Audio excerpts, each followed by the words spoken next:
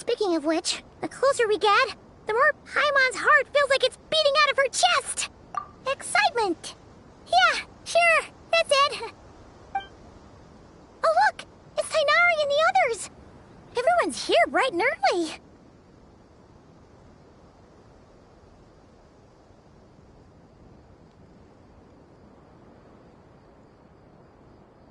Yeah, the desert's a pretty harsh environment.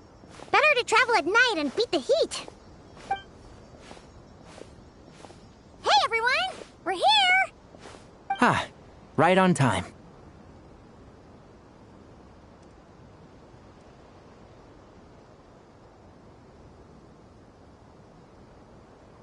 You don't need to worry about me.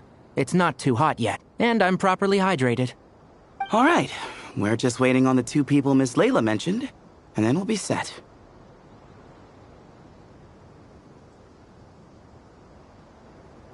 He's staying behind. If we don't make it back after a certain time, he'll be in charge of rescue operations. You can count on me. Nice! You thought of everything! Oh, and Cyrus said he'll be in Aru Village, so he's also available if we need help. Haha! Amazing! Having people to watch our back is making Paimon a lot less nervous.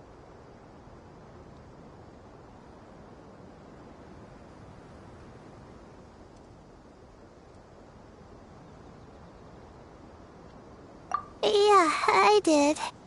After hearing about what happened, my advisor gave me some time off to rest. So, my studies are on hold for now. Then, does your advisor know you're back in the desert to investigate? Yes, but I was only allowed to come after I mentioned that General Mahamatra would be there too. Quite the reputation you've got there, Sino. Something wrong? You haven't said a word this whole time. Are you in a bad mood or something? No. Being skilled with words also means being a good listener. I'm just reflecting on what you're saying. Oh, Hatham! Kaveh! Ha! Over here! Darn it.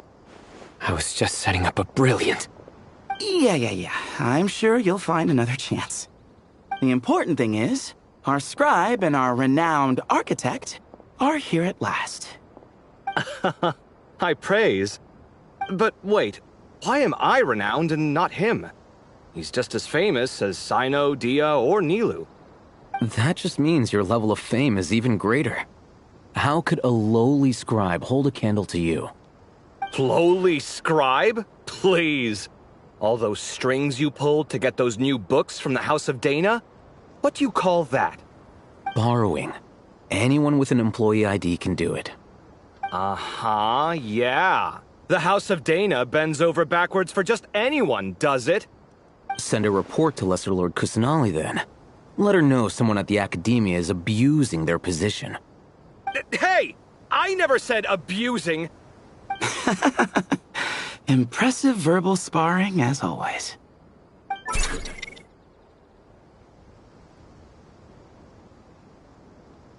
Oh, hello to you too, Marak. Well, looks like your assistant is raring to go, Kaveh.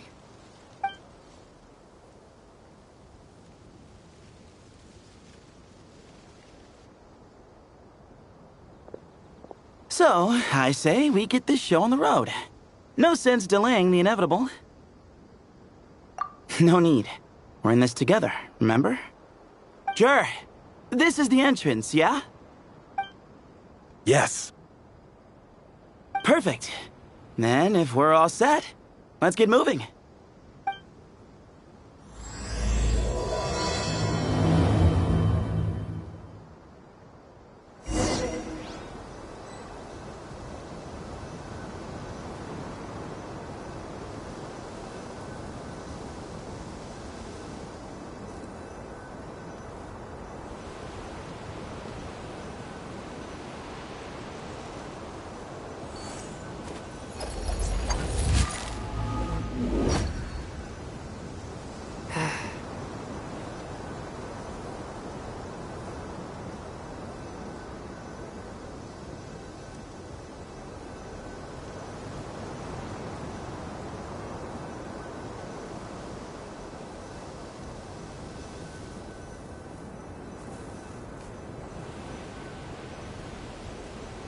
heart be pure, evil be erased, mind be purged, world be...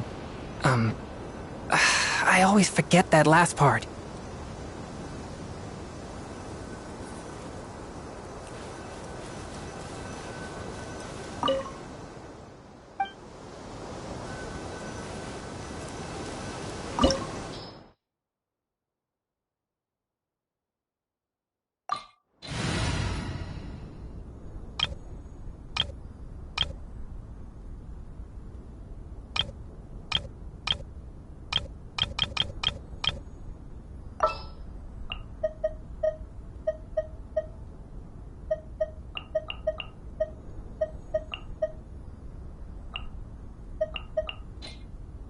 This will be a productive partnership, I hope.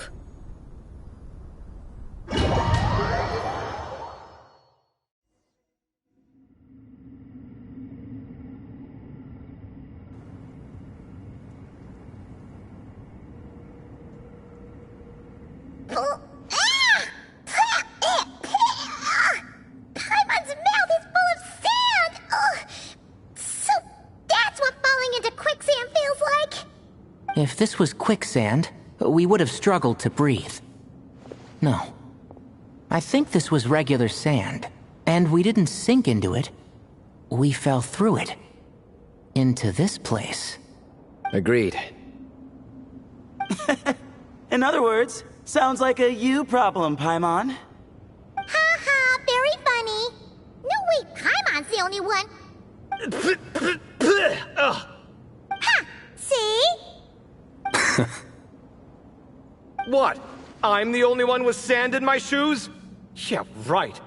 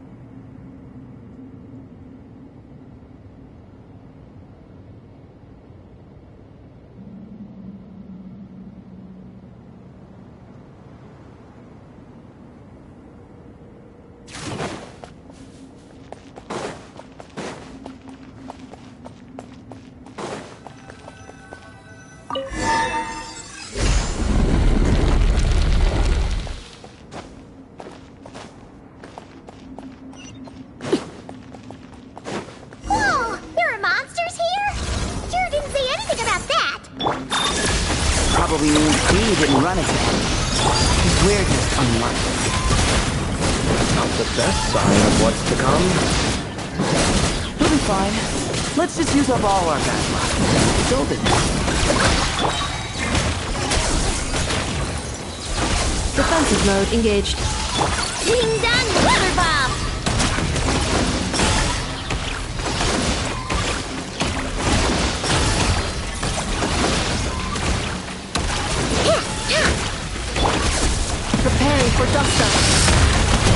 Sequence initiated. Laid bare.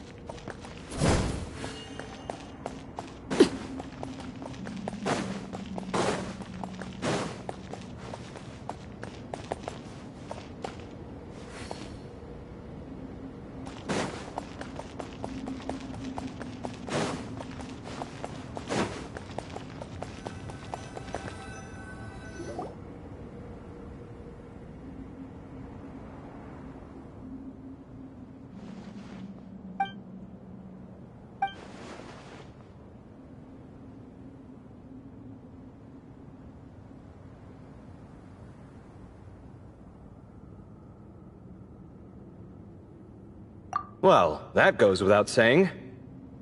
Fair point. There's just one problem, though. The only way forward is through that door. Oh! Is it time to hunt for her key? Paimon loves this part. Don't worry. With our adventuring experience, we'll find it no problem. Let's get searching!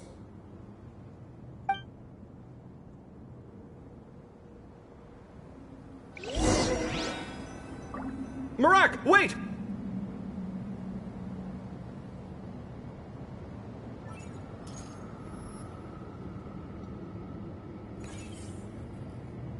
Staring into my eyes is ill-advised. I can't promise you'll like what you see.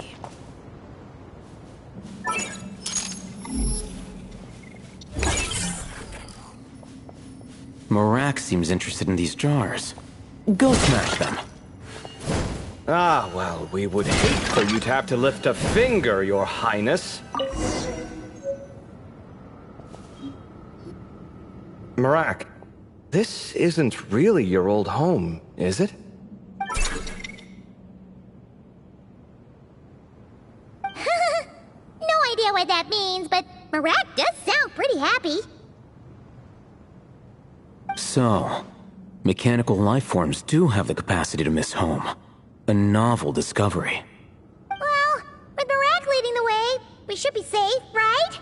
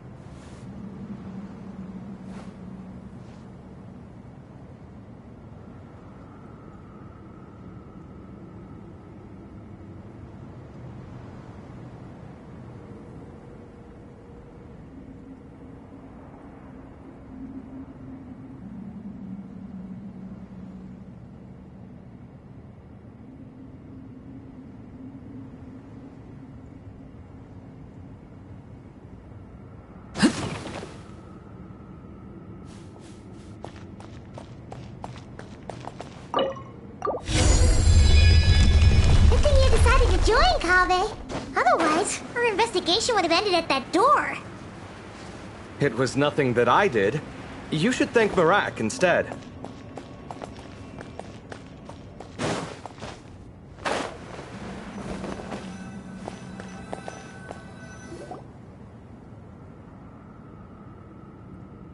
Hold on. At this rate, Paimon's gonna lose her title as best guy to a mechanical suitcase.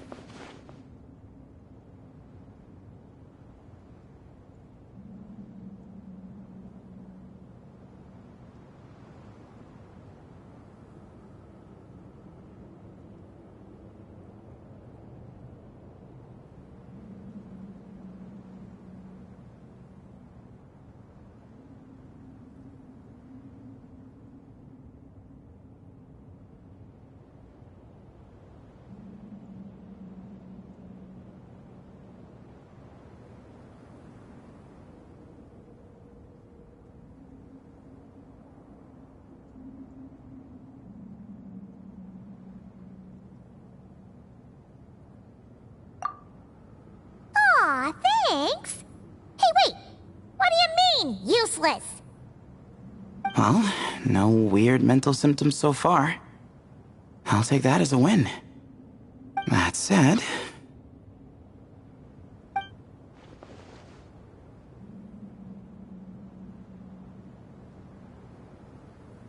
There are 3 doors here. So, we split up. Divide and conquer. Otherwise, this whole thing is in ruins. No pun intended on that last part. I swear.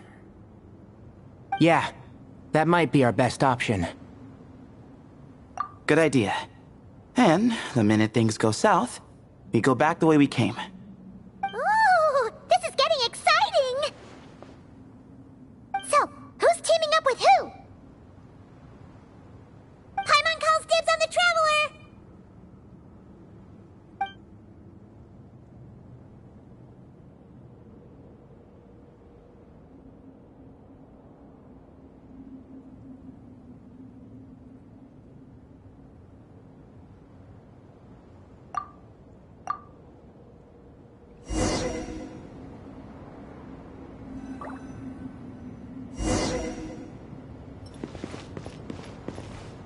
Huh.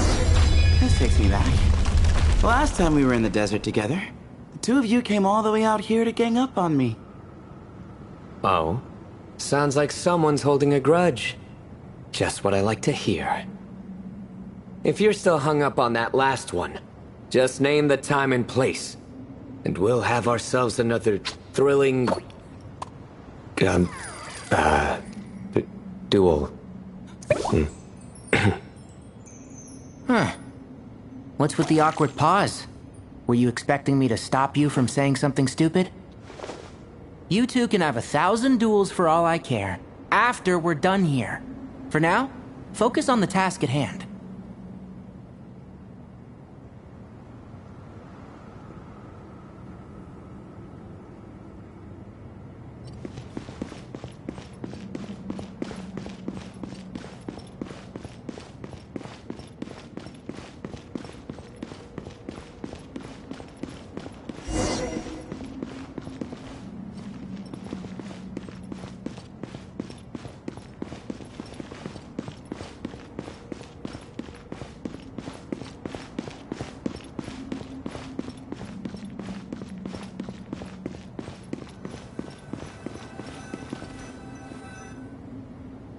This chamber is huge. I can't even imagine what it's used for. Oh. What's wrong? I seem to have stepped on some kind of... stone slab. Huh. There's a pattern on this, but it's hard to make out with all the dust. Huh? Look! The shape seems to match the markings on the ground over there. Let's slot it in and see.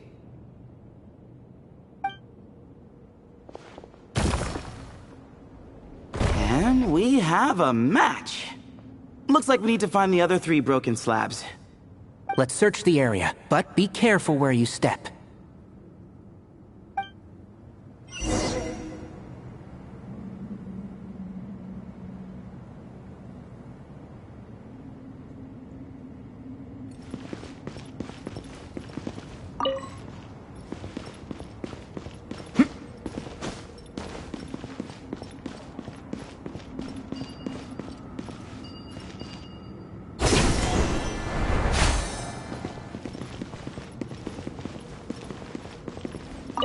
got one! Ouch, but watch out. The edges are kind of sharp.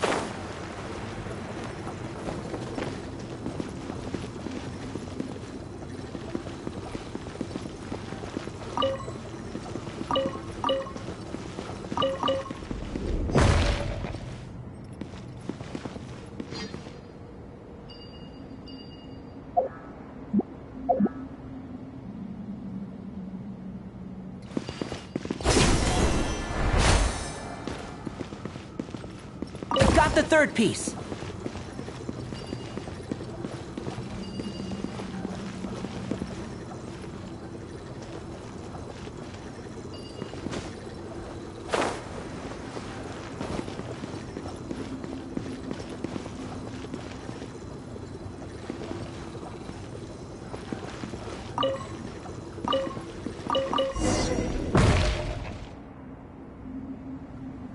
We just need one more.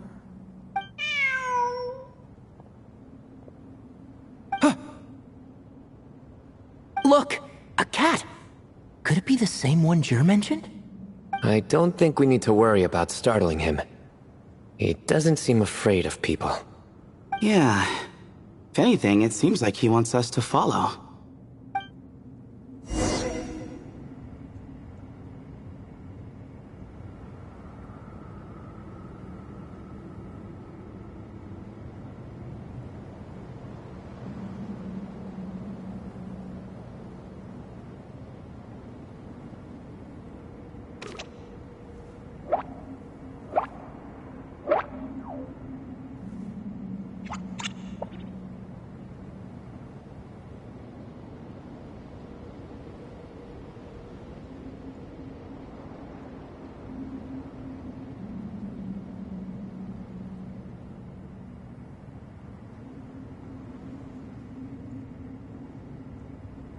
Don't be afraid to make mistakes.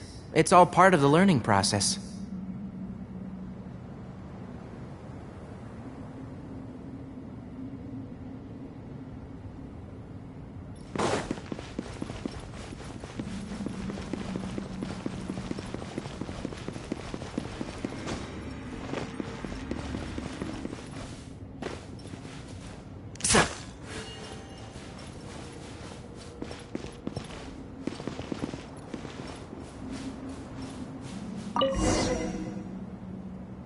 Oh, he led us to the last piece. Who's a good kitty? I never thought I'd hear you say something like that. You've clearly never heard how the professor talks to his tomatoes, then.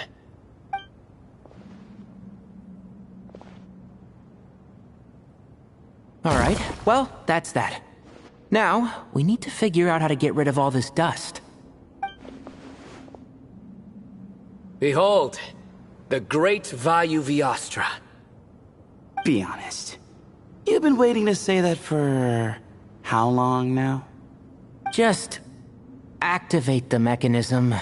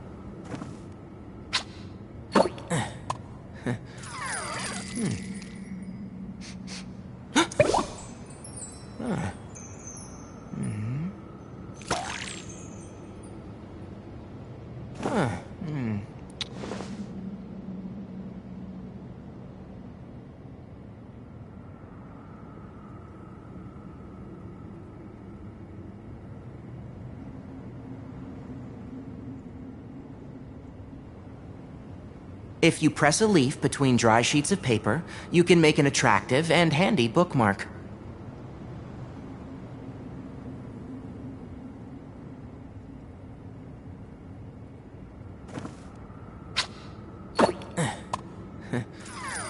The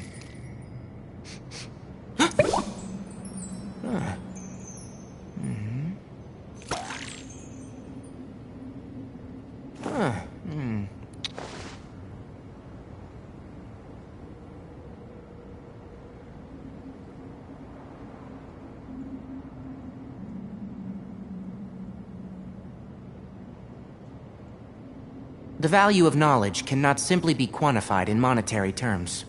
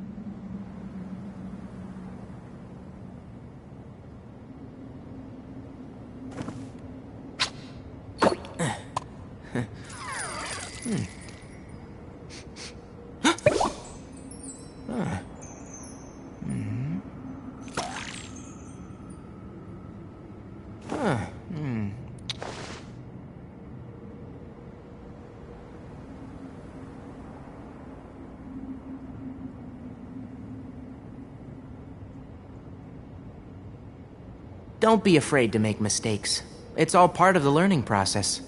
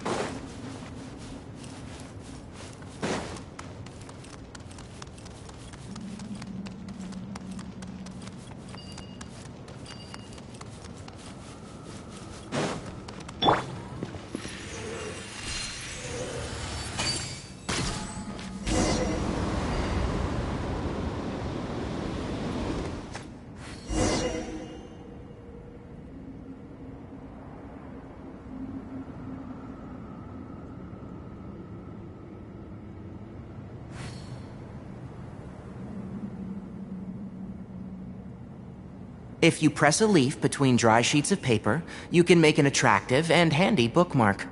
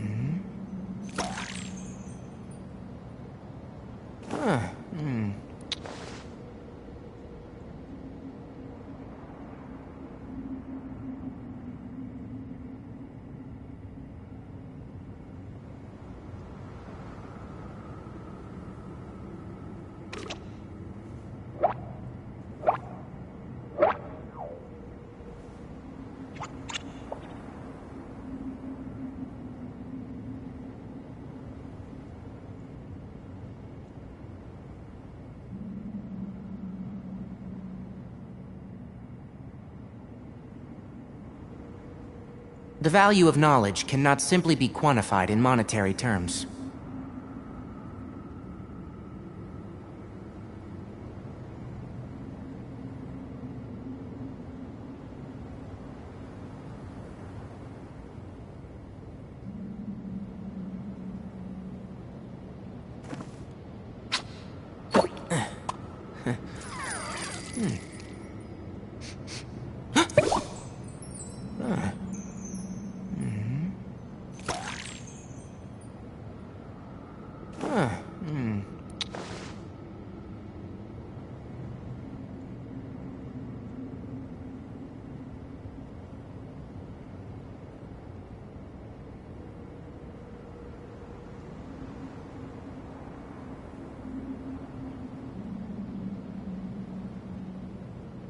Don't be afraid to make mistakes.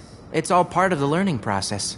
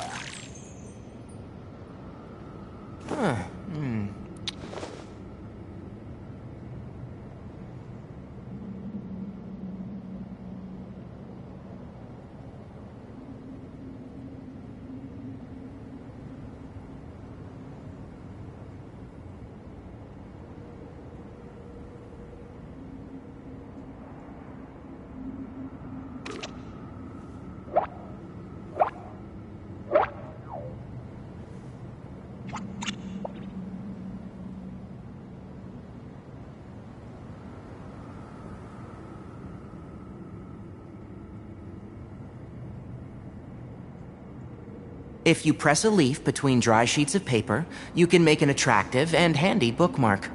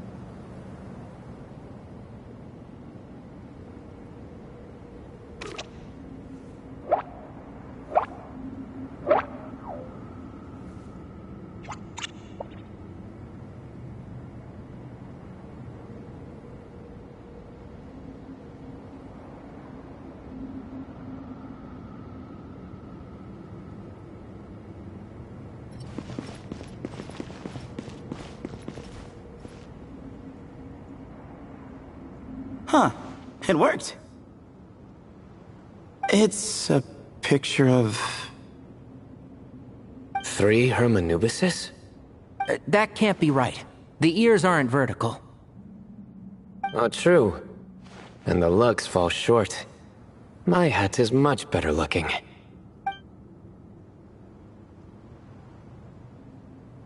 A goat, an ibis, and a crocodile.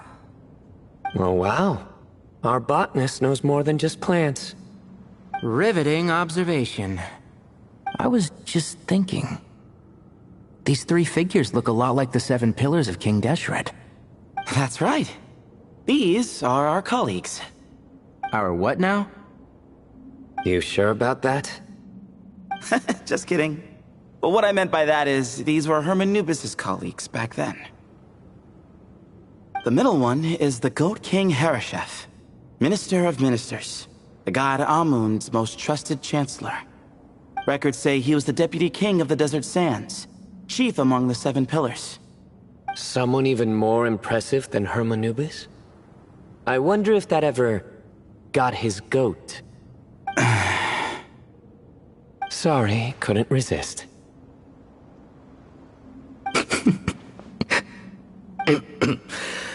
Okay, that was a good one.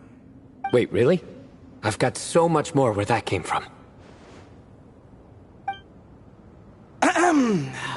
Where were we? This is Sobek, the Crocodile King, Captain of Captains. As the name suggests, he was a valiant commander, and had dominion over all weapons of war. And finally, this is the Ibis King Thoth, Scribe of Scribes. Your memory's pretty impressive. I bet you're almost as good as me at memorizing cards. A scribe? Did he manage archives then? Like Alhaitham? Wait, that's all Alhaitham does? I never knew being an academia scribe was such a cushy job. Well, that's how his friend put it, anyway. But it does seem like he has a lot of free time. Well, I don't know much about the academia, but I'm sure the Ibis King had more responsibilities than that. The temple's records say he represented the wisest aspects of King Deshret, inventing the desert script and arcane arts at his king's command. He must have been quite the impressive man then. Or creature, depending on how you look at it. Still, why are these three the only ones represented here? What about the other pillars of King Deshret? Maybe because the three of them were extra close? Huh. Kinda like us. Oh yeah! Maybe we should have someone inscribe us on a commemorative stone slab too.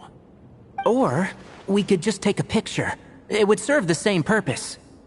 Anyway, no more distractions. Huh. Doesn't it look like there's writing carved into the corner? Huh. There is. And it's in the ancient desert script too. Looks like the Ibis King left you some homework. Give me a sec. I'll try and translate it. The ministers are unvirtuous. The scribes unwise.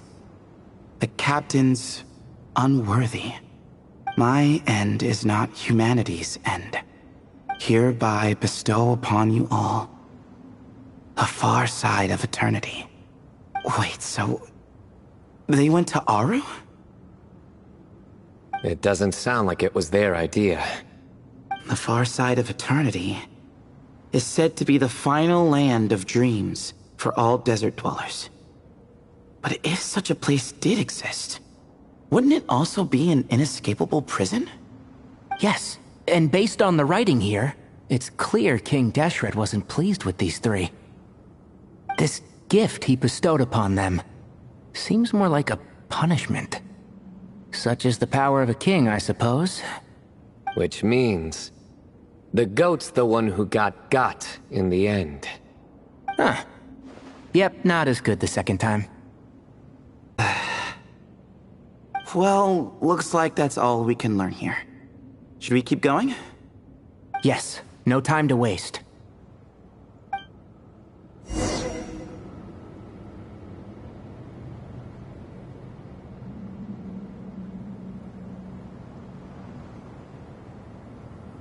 Don't be afraid to make mistakes.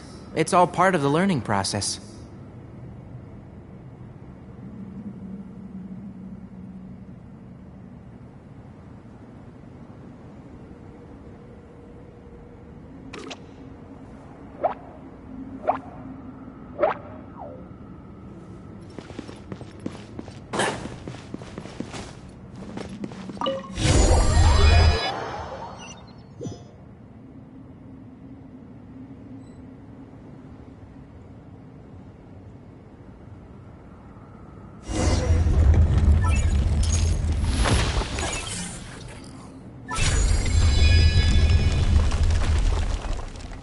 Jeez, who knew a suitcase could be so fast?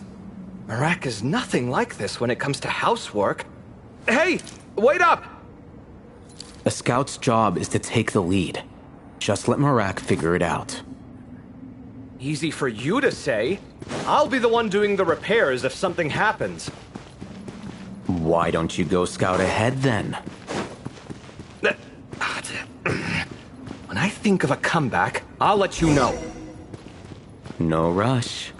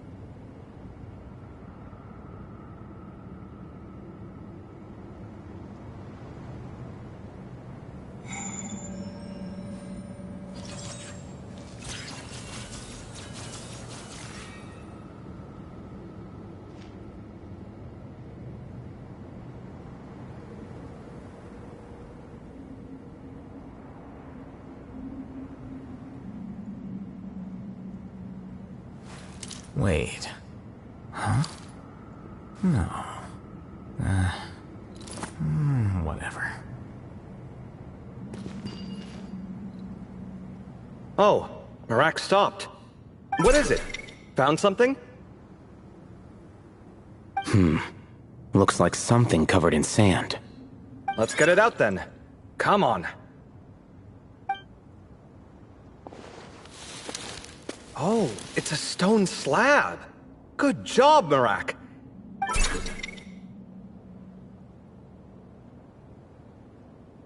Let's take a look. Huh. Looks like this part of the picture goes over there?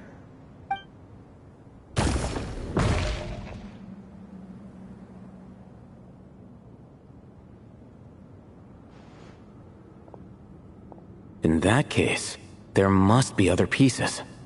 All right, and let's look around. Hey! Why are you sitting down? I thought Marak was helping. Oh, so you do know what that word means. Great. Are we supposed to just sit back while Marak does all the work? No, I doubt you could do that. Exactly. But I can.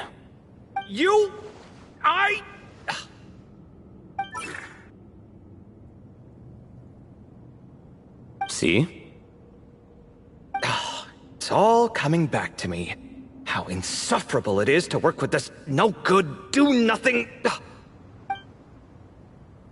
We could be more efficient, I agree. I'll work on this piece. You take care of the rest.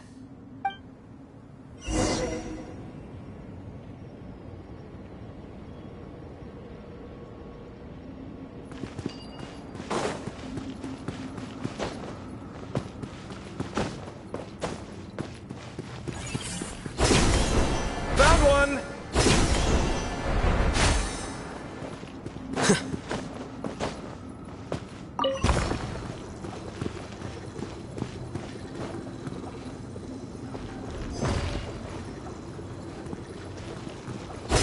Good teamwork.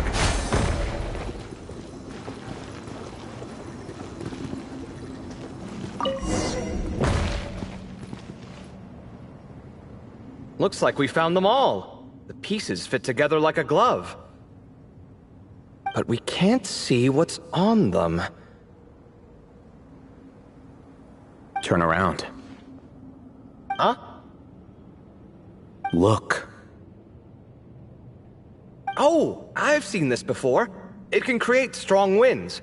Just what we need to clean off the slab. Come on, let's... Hey! Don't worry about me. If I sit here, I won't be in the way. Oh, you don't want to be in the way? Then sit right in front, so the device can blow you straight back to Sumeru City.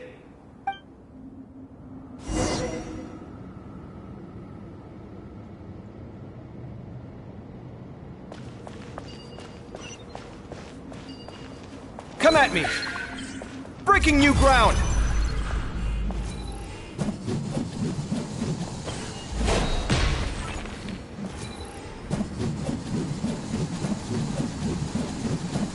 Ta! Ha! Ha!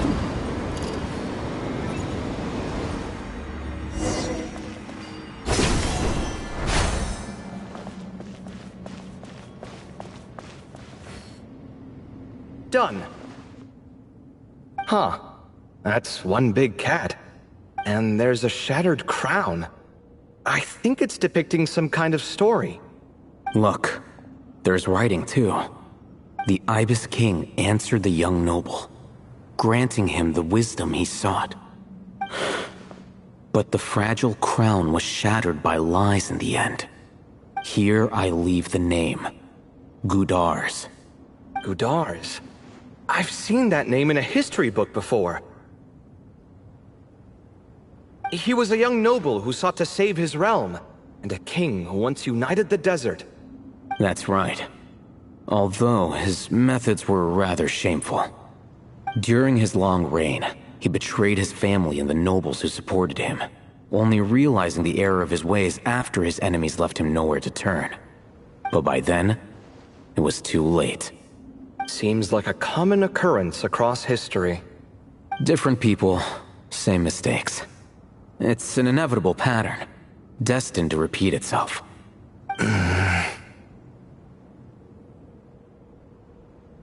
The writing mentions the Ibis King, but a cat is depicted here. Does that mean... So far, what's depicted on the slab seems true to history.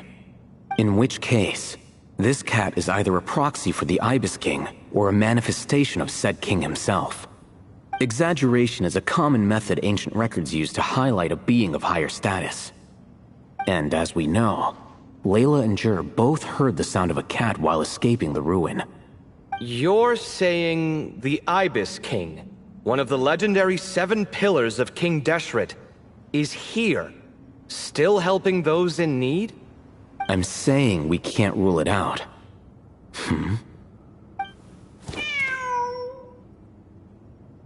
Wait, there it is! The cat!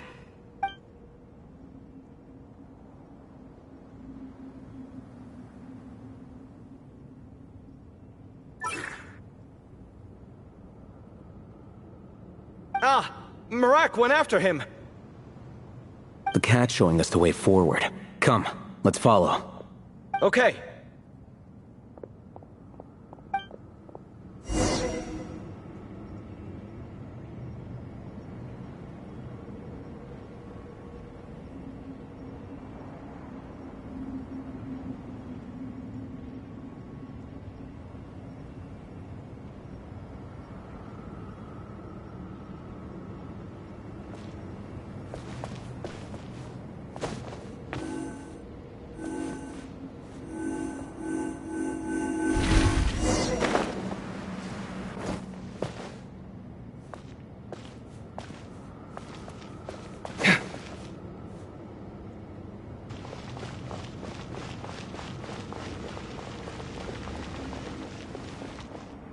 Huh. The cat's... gone. Yes, but look where he led us. Oh. Another slab. It looks similar to the last one.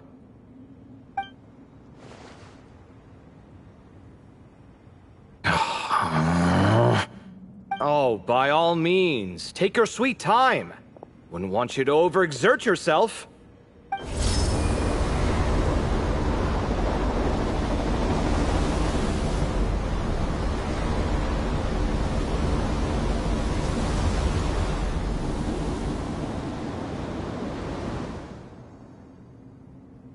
Huh. The scene depicted here... Seems to be a different tale. The Ibis King answered the Jinn-blooded dancing girl, granting her the wisdom she sought. But enemies plotted to kill her close kin. Snake venom was her self-chosen end. Here I leave the name. Makaira. The Temptress of Woe? You've heard of her? Of course. I don't just sit around doodling all day. She's mentioned in tons of papers about the desert. As I recall, she was given as a gift to the tyrant king of Gurabad, and later seized the opportunity to kill him. After getting her vengeance, she reigned as queen for many years, until her enemies attempted a coup, and she took her own life. That's more or less the version I've read as well. It seems this queen also had dealings with the Ibis King. Yeah, I'm starting to find this whole granting wisdom business a bit concerning. I mean, considering how Gudars and Makaira ended up, it might not have been a good thing. But, at the same time, if the cat guiding us is linked to the Ibis King, then he doesn't seem like a villain either. People are complicated. And the same is true of the servants of the gods, no matter their wisdom or power. Let's reserve judgment for now, and keep moving.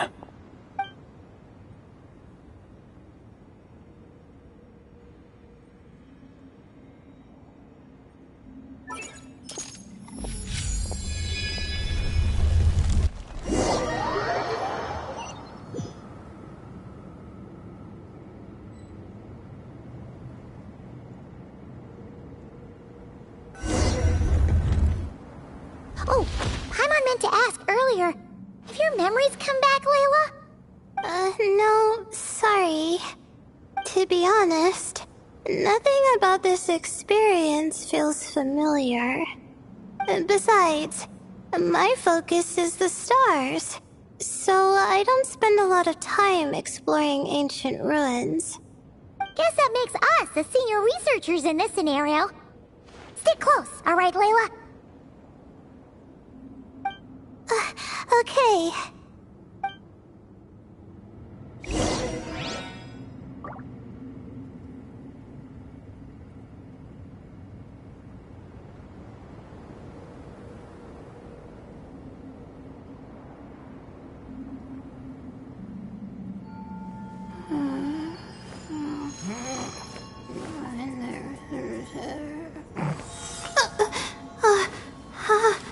How did I do that?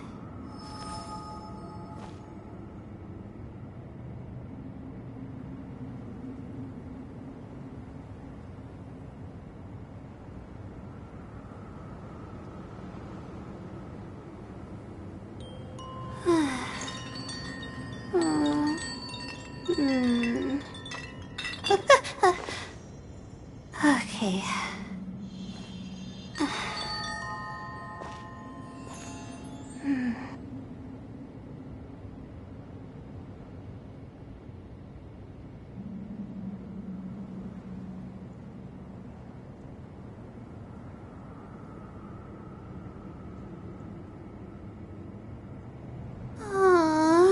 Why do I have to write so many papers? Why?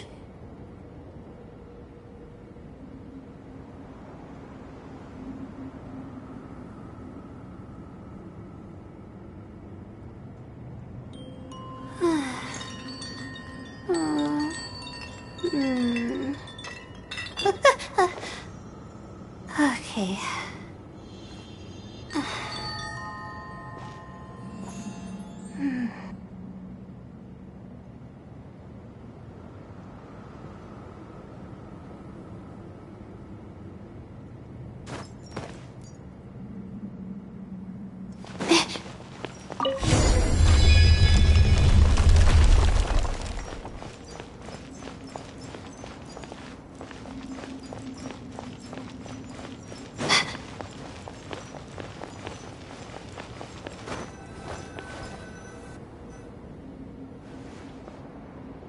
Wow, what a tall ceiling.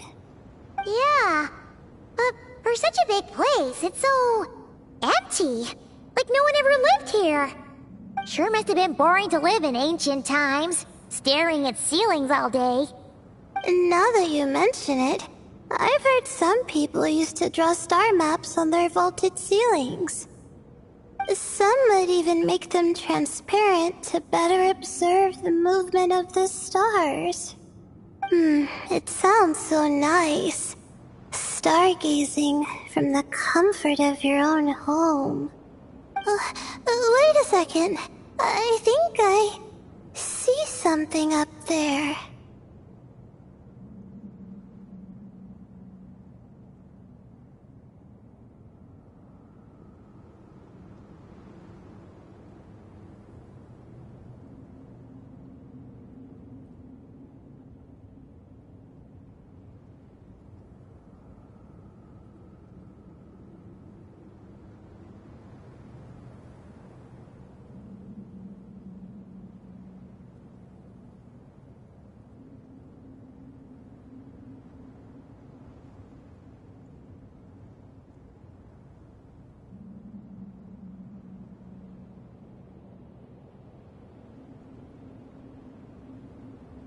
Huh?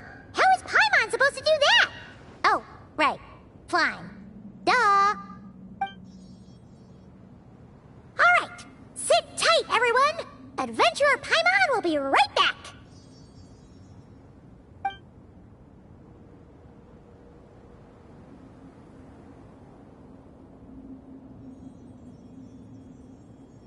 Okay. So, there's nothing super special up there. Just a couple of shelves, tables, jars, and scrolls. And a whole bunch of dust, dirt, and sand. You really want to search through all that stuff?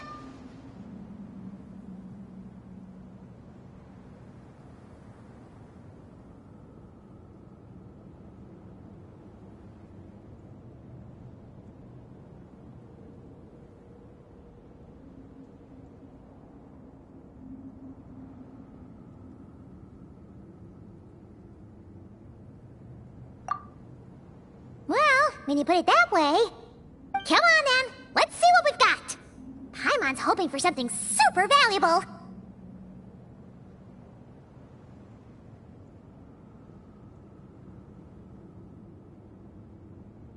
Thanks.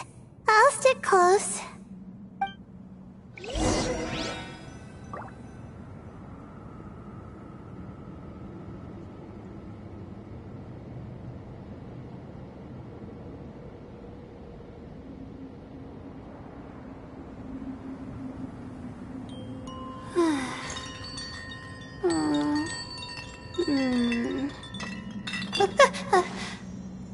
Okay.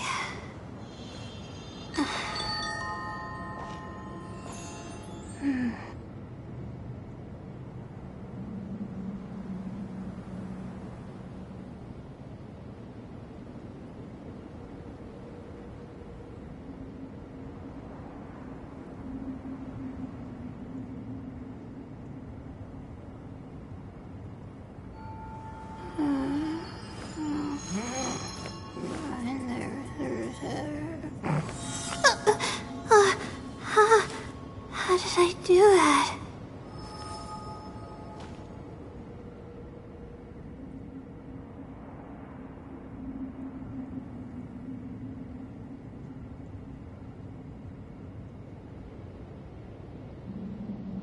My legs are so sore. Guess I must have been sleepwalking last night. Again.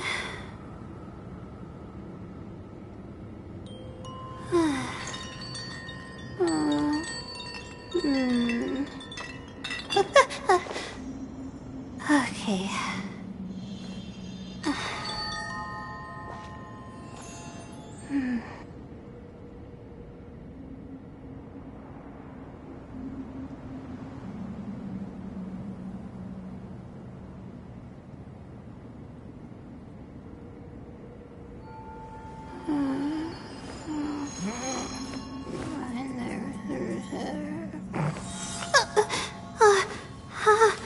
How did I do that?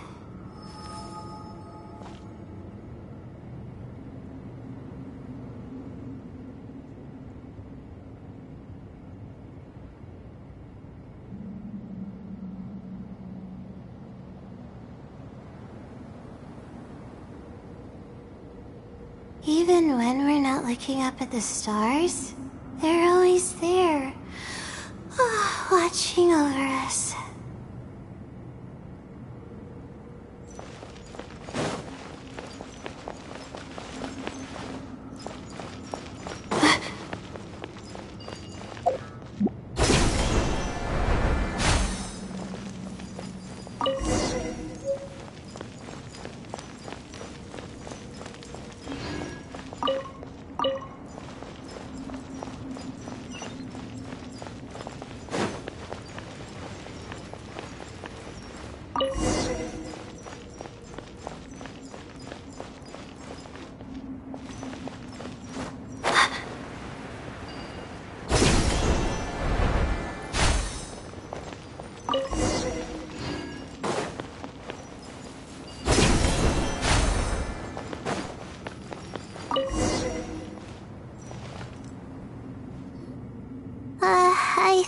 that's everything. Most of the documents are in the ancient desert script, except these ones. These seem old as well, but the handwriting makes them stand out.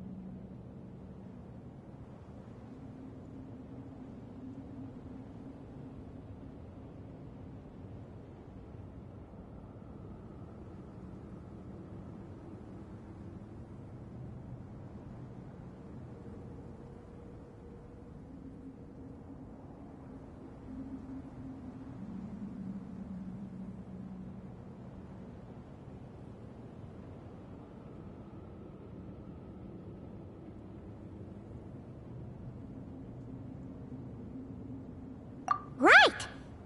Let's arrange them in chronological order before we read through.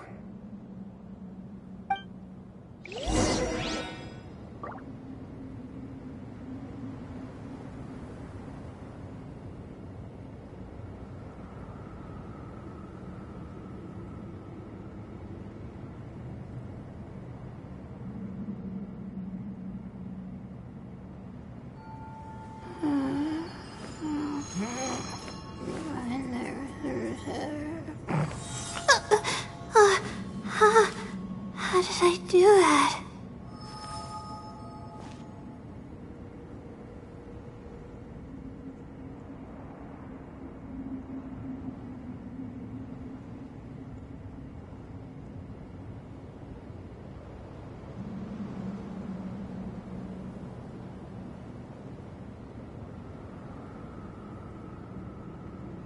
My legs are so sore. Guess I must have been sleepwalking last night. Again.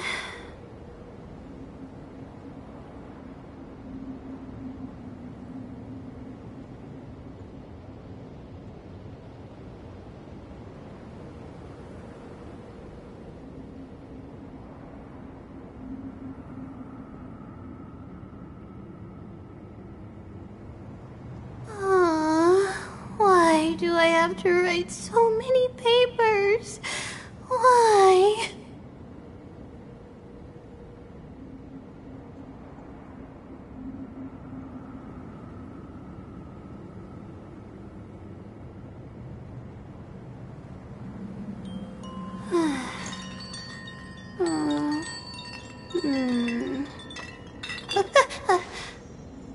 Okay.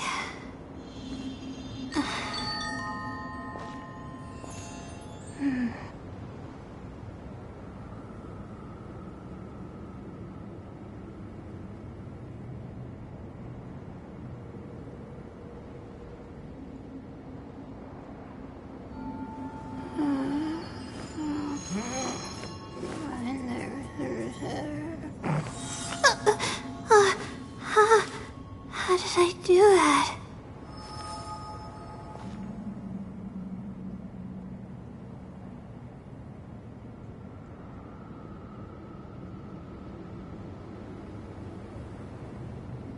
My legs are so sore. Guess I must have been sleepwalking last night. Again.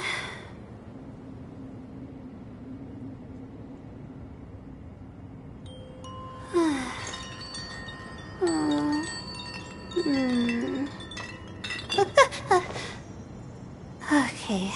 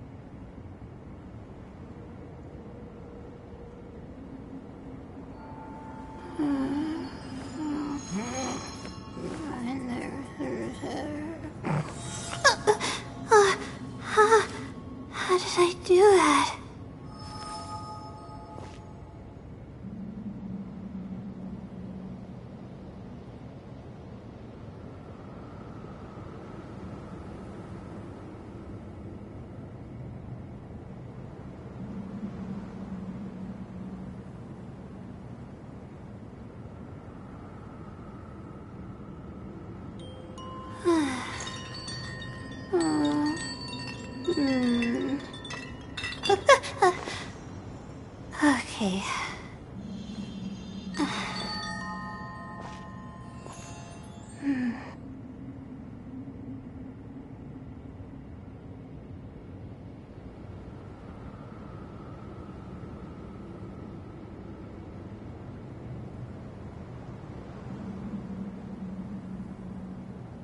Even when we're not looking up at the stars, they're always there, watching over us.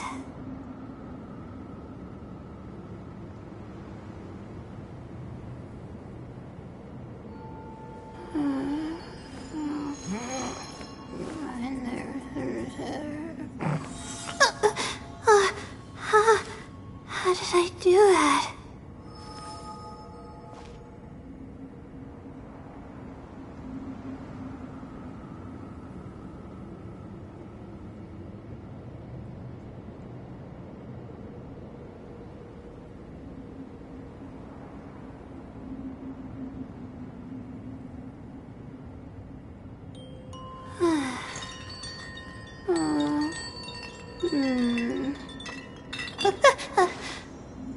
Okay.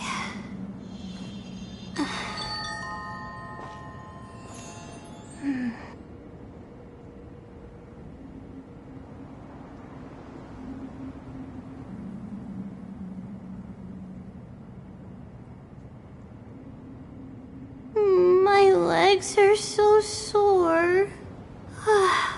Guess I must have been sleepwalking last night. Again.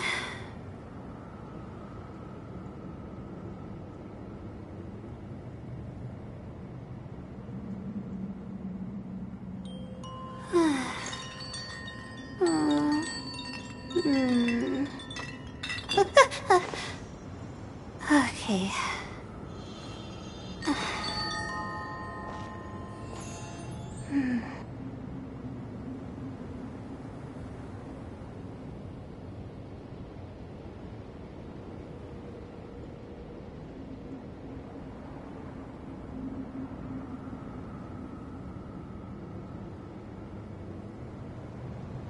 Even when we're not looking up at the stars, they're always there, watching over us.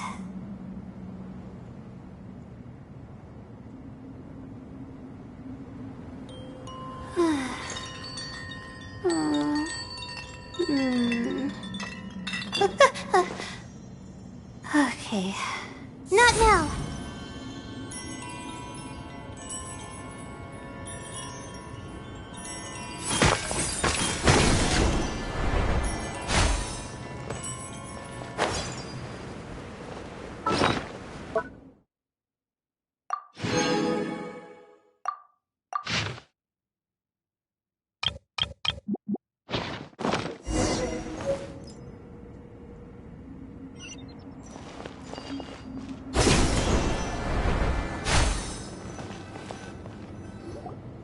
Okay, now let's take a look.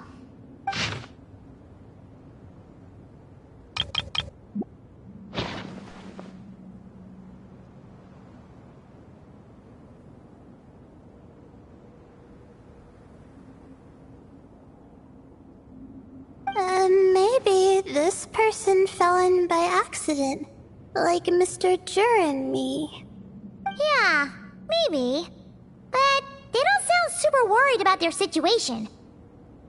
So, either this person's an ace adventurer, like the Traveler, or some kind of super optimist. An optimist, huh? Oh, I wish I could be that sort of person.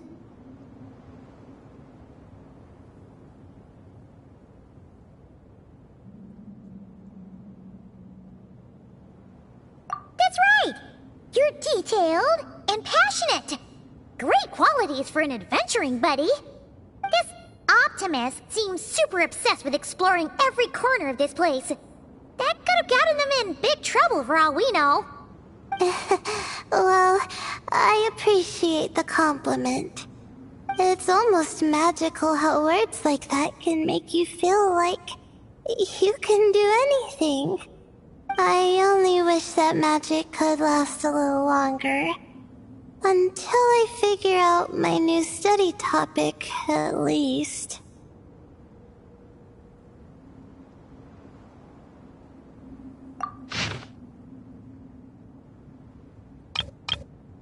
Oh, looks like you were spot on, Paimon.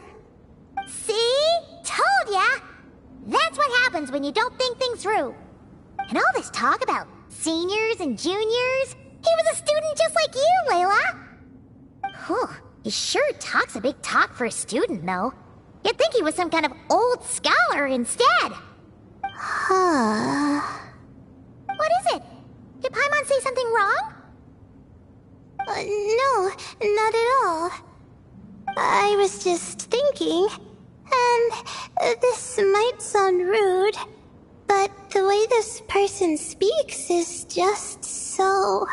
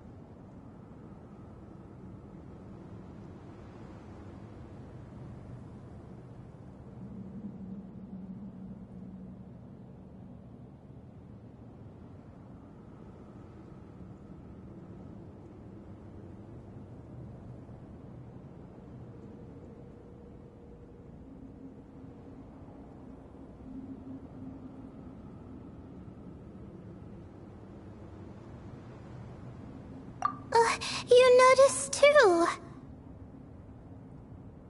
I mean, it's good that he helped treat his companion's wound, but it didn't seem like it was out of kindness. More like he was looking out for his own self-interest, or thought he could get something out of it. I don't know. Maybe I'm reading too much into it. Yeah. If you're both in this dangerous situation together, wouldn't you mention them at least once? If it were Paimon, she would write down the name of every single person she was with. No one would be able to get away.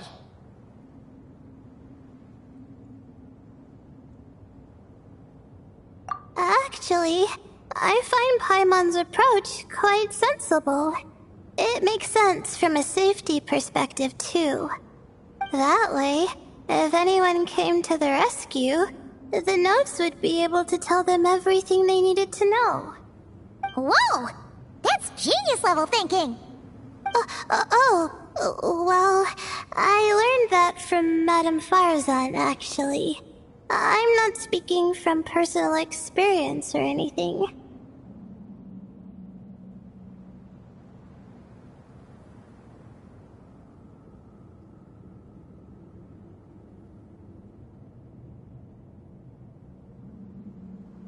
Oh, no! I'm just a student. It's fine! You taught us something, so you're our teacher. Simple as that. Anyway, from the looks of things, the student who left these notes behind was pretty weird. Let's keep reading. Whoa! Hang on! That's a lot of information. Paimon needs a moment to take this in. The Ibis King. So, did this person actually meet the Ibis King here?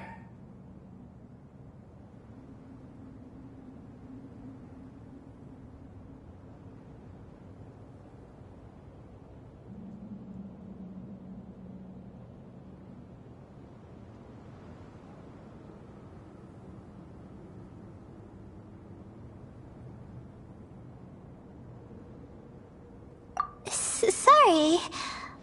Who? Jeez, not again! Stop teasing her, Traveler! You know she was asking about Nefer. Anyway, Nefer's, a friend of ours. And she's mentioned the Ibis King before, but not in much detail.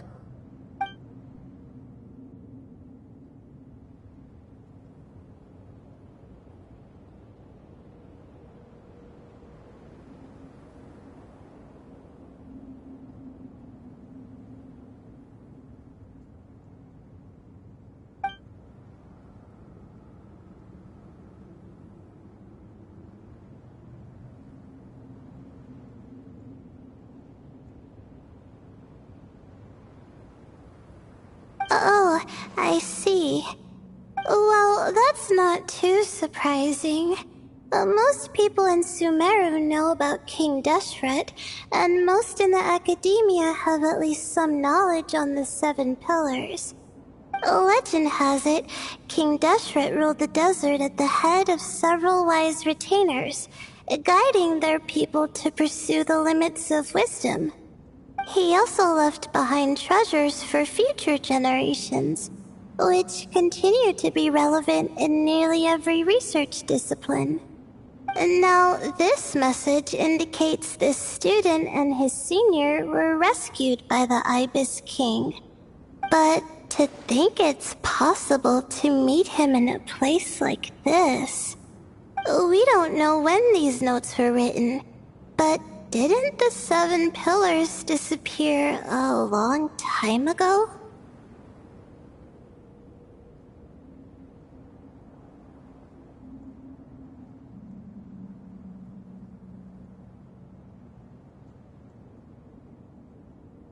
Yeah, the notes made it sound like his powers were restricted. Also, the mention of this form? What is that supposed to mean? I'm not sure. Let's keep reading.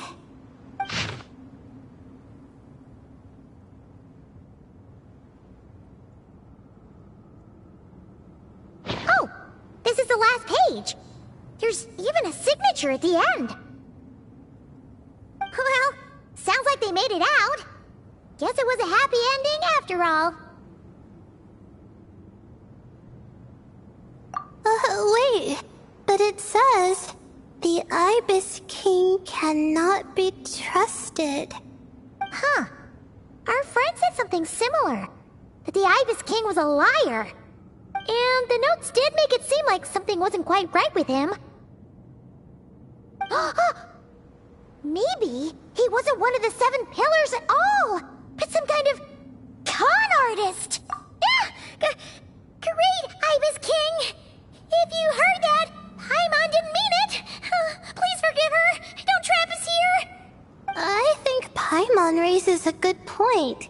Let's keep our guard up just in case.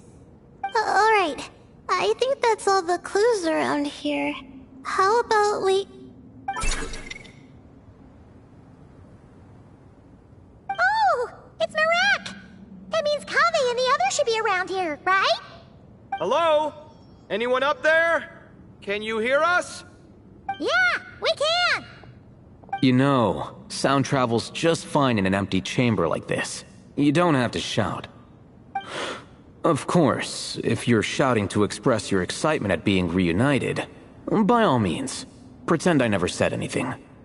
Yelling like this is kinda exhausting. Come on, let's head back down.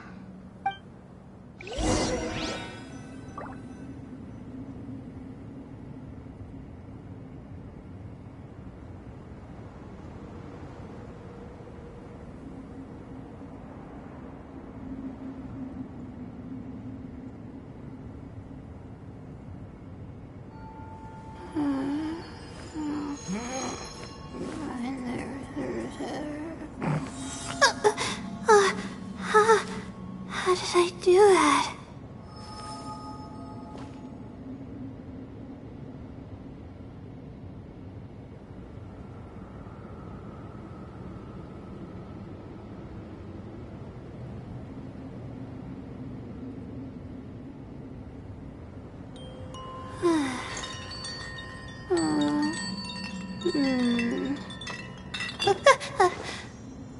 Okay.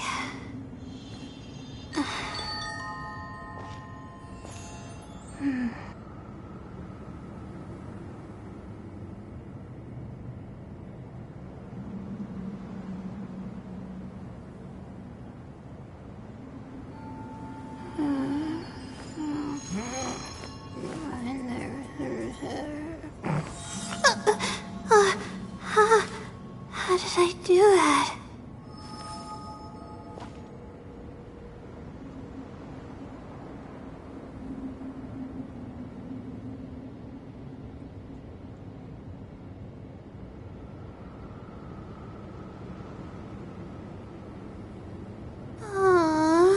Why do I have to write so many papers? Why?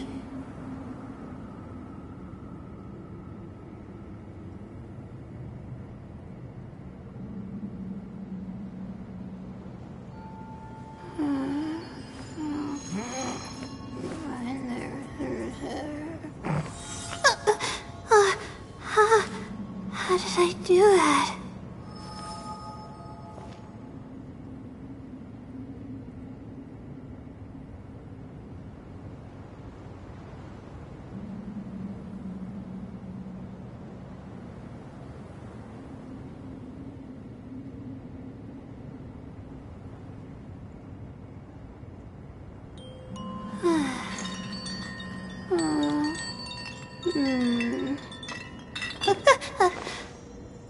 Okay.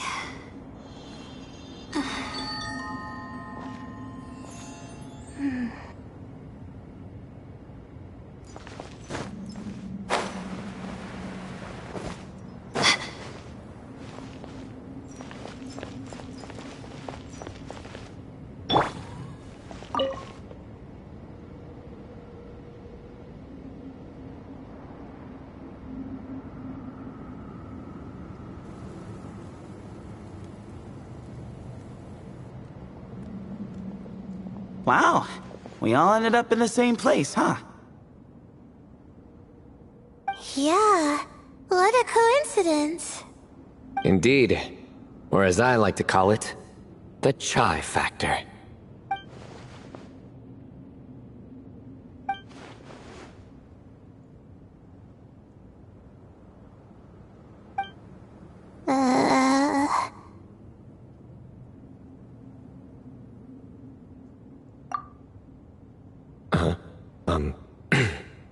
No reply? Just say it. All right. Because it's spice to sweet brew again. Oh, hey, that's a new version. Oh, wait, what? You've never heard that one?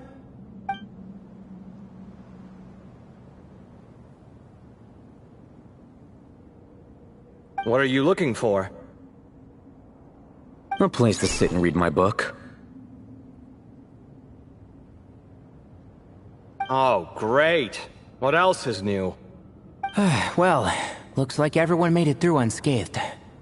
Let's take this chance to get some water, rest a bit, and discuss what we learned. Sound good? Yeah, let's debrief.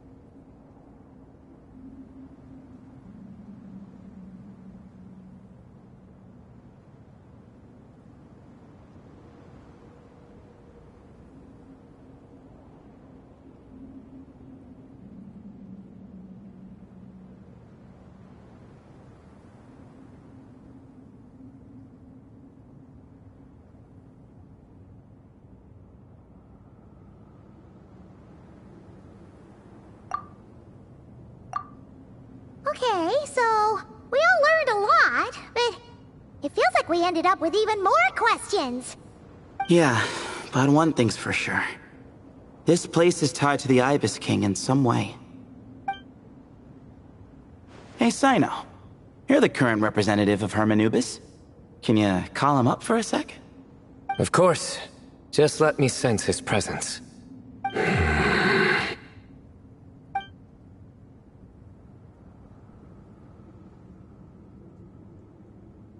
Just kidding.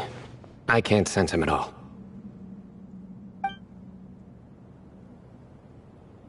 Jeez, Sethos. Did you set him up for that one?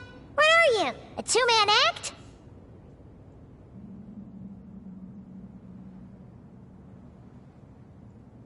Sorry, Hermanubis isn't like the Ibis King. He can possess me, but I can't talk to him whenever I want. Oh, truly? Does that mean he's gone? Oh, I would have liked to reminisce about old times with him. Ah, the cat! It speaks! Of course it speaks. In fact, it is not an it at all.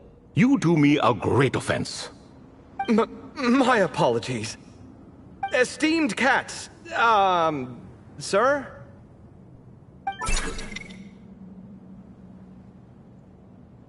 Oh, this little contraption is still here. Contraption?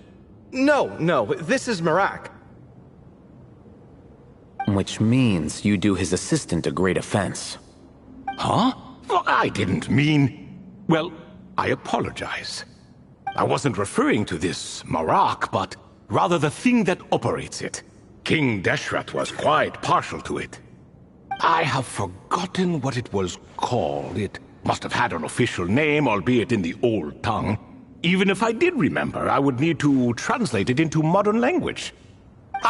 It's not important. Marak's a fine name. Even better than the original, if you ask me. Who thought of it? And the remodeling, quite well done indeed. This Marak looks much happier in its current form. Oh, and the components should have model numbers written on them. You can look them up if you're curious. This cat talks. A lot. Quite the one-sided conversation. Is this what the Ibis King was like? He seems quite eloquent. I wonder if he plays cards. Ha! I knew Marak was a great name. Go me! Let's see, what page was I on again? Should have brought a bookmark. That all went over Paimon's head.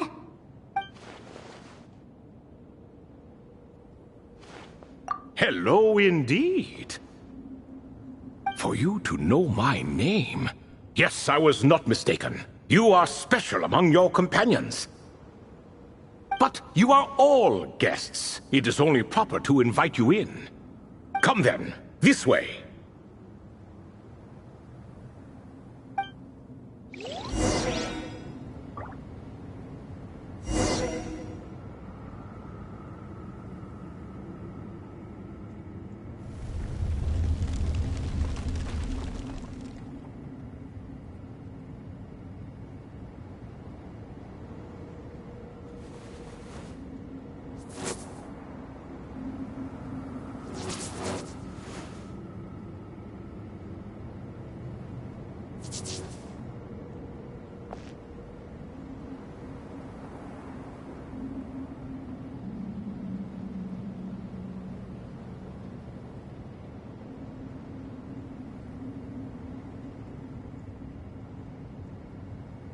What could the children be up to? Never mind. Let them do as they please.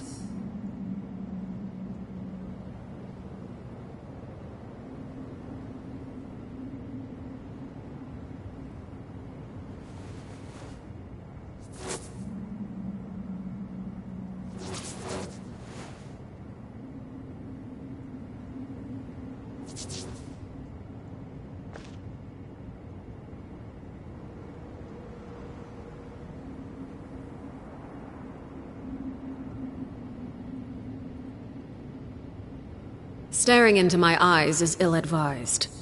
I can't promise you'll like what you see.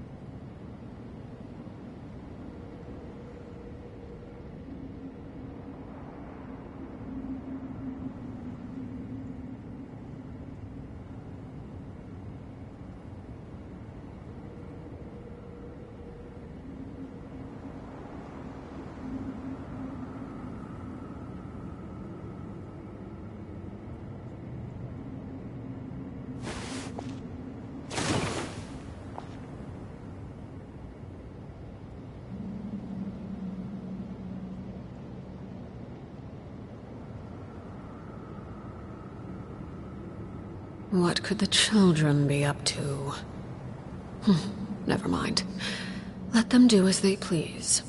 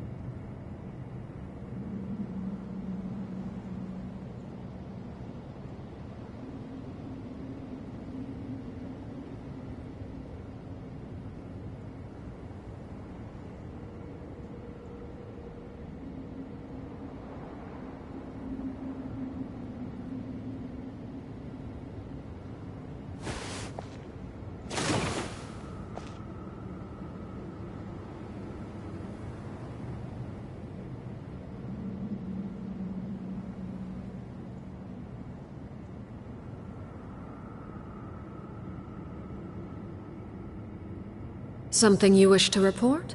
Go on. You have my undivided attention.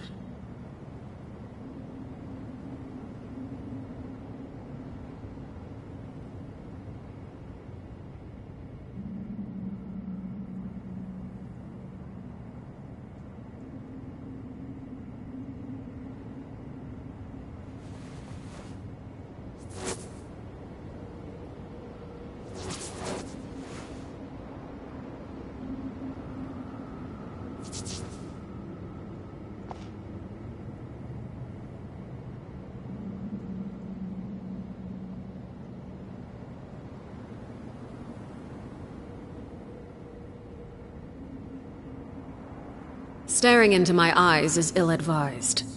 I can't promise you'll like what you see.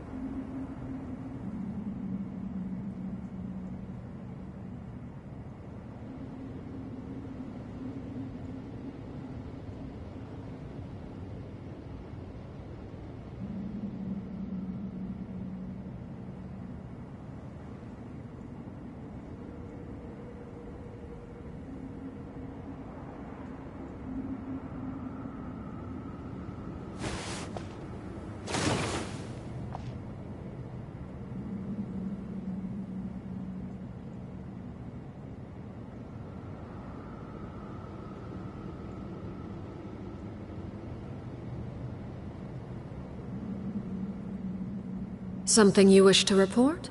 Go on. You have my undivided attention.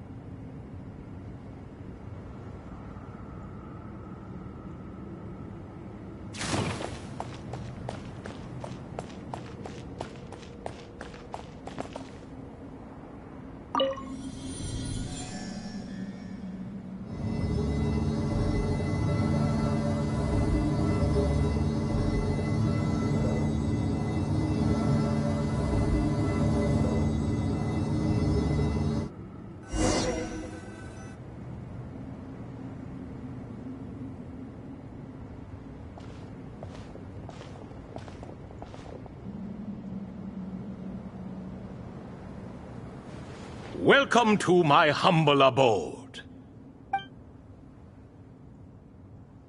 Oh, your house sure is spacious, Lord Ibis King. I fear it's not quite what it used to be. In fact, it has long ceased to be my home at all. It belongs to the descendants of the cats I once raised.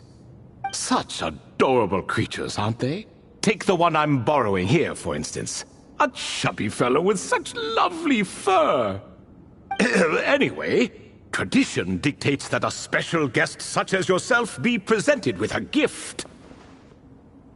Alas, it's a first-come, first-served basis, you see. I fear with the passage of time, none are left. What? So the treasure's gone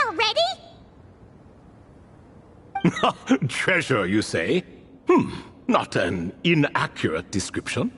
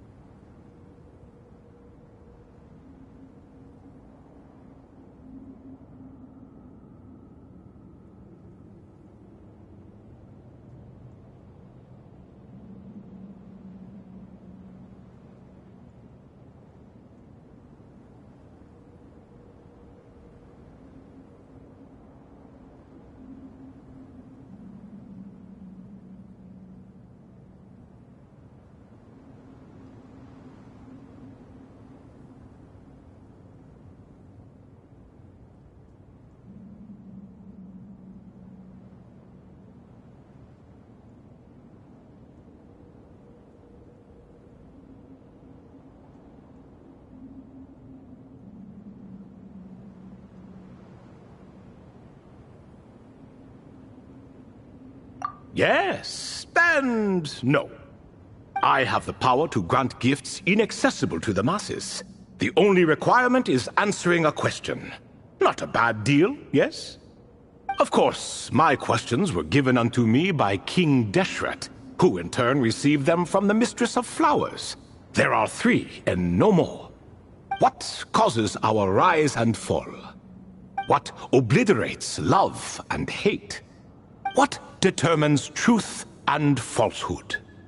The more he talks, the less Paimon understands. I see.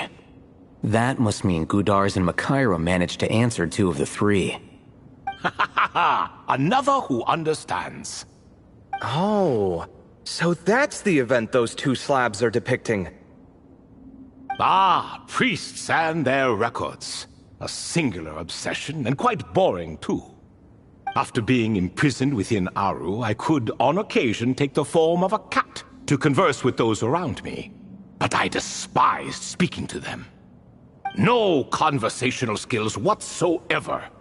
Now, humans like you who stumble in here from time to time, you are much more interesting. Hold on! We're getting off topic again. The 3 questions you just mentioned? What are they for, exactly? Ah, that is a story that begins with King Deshret. And we're in for another long one. Nostalgia for the past is common to us all, is it not?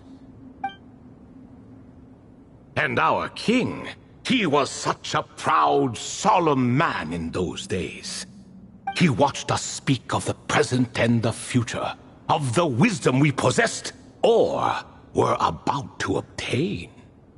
We were his proud retainers, confident in our belief that, so long as each one of us used our abilities to the fullest, progress was inevitable. Yet, King Deshret's ambition was not destined to be allowed in a closed-off world such as this. So nothing went as planned. In fact, from the beginning, there were signs an outcome of this nature was inevitable. Because although there were 7 pillars, one was forever absent. Al-Ahmar would insist the Dendro Dragon Sovereign was one of us, but the dragon herself rejected that idea. Huh. Like a card you can never seem to draw from your deck. More like a card that was never in the deck to begin with. Alas, that's just who Al-Ahmar was. There was nothing we could do about that. And I always preferred chess to cards. In the end, life grew unbearable for our king. But, of course, those who remain must continue to live on. But subjects like us were less fortunate. After all, the fate of a retainer is decided by the king, including the chance to walk away. So it was then that King Deshret had Kroko, Goti, and I locked up within Aru, where we remain to this day. Kroko. Goti? Ah, of course. You're more familiar with their full names. Sobek, the Crocodile King, and Hereshef, the Goat King. And let me tell you, when it comes to chess, Hereshef was a habitual backseat strategist, always spewing nonsense from the sidelines. Well, Sobek was all too quick to take his terrible advice, to the point where I was the one who got accused of cheating. Chess is an exercise in patience, and that man couldn't sit still to save his life. He could never excel at that game. In fact, neither of them were good at chess. Even so, we played together often, and since I was always the winner, we got along quite well. What are you laughing at? Were we not good friends? No one's laughing. Paimon would never. No, not you. It's Goti. He's laughing for no reason again. Can you not hear him? Ah, right. Of course you can't. The two of them are inside Aru, as am I, so only I can hear them. What is even going on here? Has he, started to lose it after being trapped for so long? That does happen to prisoners serving life sentences. Speaking of which, how's Azar doing these days? I doubt he's doing much of anything. Just what I wanted to hear. What is the meaning of this? You doubt my words? I have half a mind to not talk at all. Oh, no. They're not questioning you, Lord Ibis King, just discussing other things. Please, continue. In that case, where were we? Getting to the part about the 3 questions. Hopefully. Ah yes, we're almost there. Before I entered Aru, King Deshret said I could be released from my eternal seal if I chose humans who could provide the correct answers to those 3 questions. The first person who caught my eye was Gudars. I asked him, what causes our rise and fall? He answered, conspiracy and betrayal, for it renders the righteous and wise unable to succeed, and thus nations fall. I found his answer quite interesting, so I bestowed upon him the power to deceive. The second human I chose was Makaira. I asked her, what obliterates love and hate? She said unto me, I have nothing left to lose. Vengeance alone can quench both love and hate. I found this to be another fascinating response, so I granted her the power to be loved. But both of them ended up... Now then, young one, riddle me this. Did their answers point to this fate, or was it the power I bestowed upon them that determined their end? I'm just an observer who doesn't understand their circumstances, so I can't answer. A clever reply. I do not wish to comment either. It is all in the past at this point. My only wish was for their answers to be acknowledged by King Deshret's rules, and bring me one step closer to freedom. As for the final person, her fate remains to be seen, so I will not reveal her name.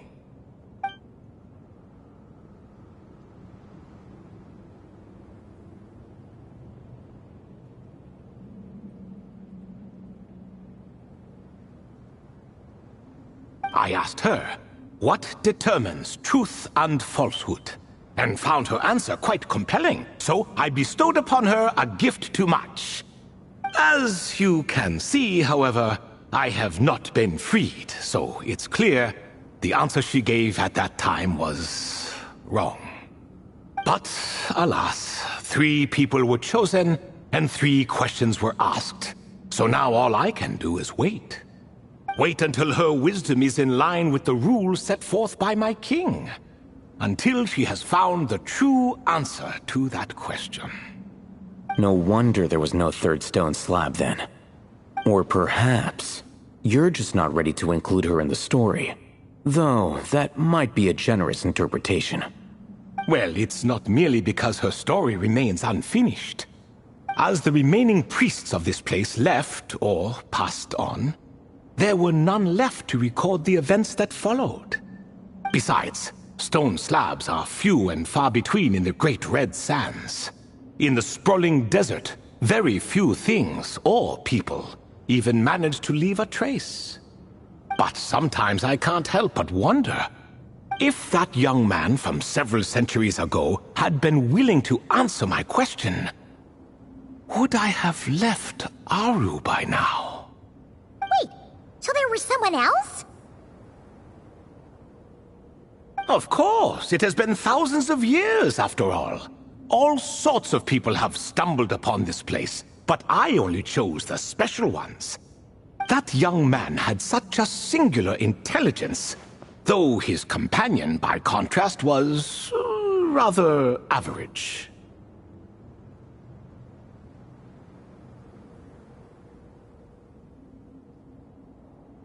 The author of those notes we found? The student named Zandik?